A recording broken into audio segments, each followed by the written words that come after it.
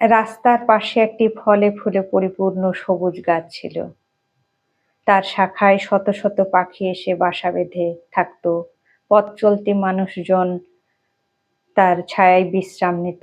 তা দেখে গাছটির খুব অহংকার হলো।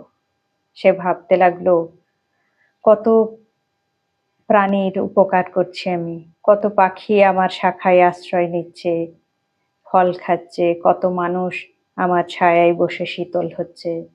তারপর এক সময় পাতা ঝরার সিজন এলো। গাছটির পাতা ঝরতে শুরু করলো। তখন সব পাখিরা তার শাখা থেকে উড়ে গিয়ে অন্য সবুজ গাছে গিয়ে বাসা বাঁধতে শুরু করলো। মানুষজন আর তার তলায় কেউ বসছে না। সবাই গিয়ে অন্য সবুজ গাছের তলায় বিশ্রাম নিচ্ছে। তা দেখে গাছটির খুব মন খারাপ হয়ে গেল। তারপর এক সময় গাছটিতে আবার নতুন করে পাতা গজালো, ফুলে ফলে পরিপূর্ণ হয়ে গেল। তখন আবার সব পাখিরা এসে তার শাখায় বাসা বাঁধল।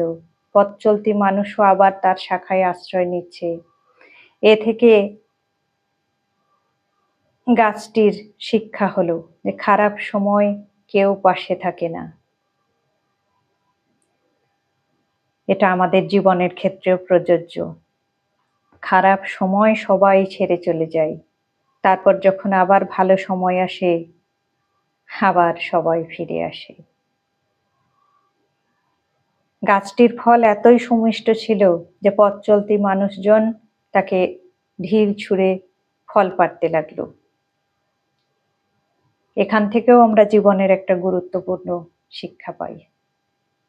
আপনি মানুষের জন্য যতই করুন, মানুষ কিন্তু আপনাকে আঘাত করতে ছাড়বে না।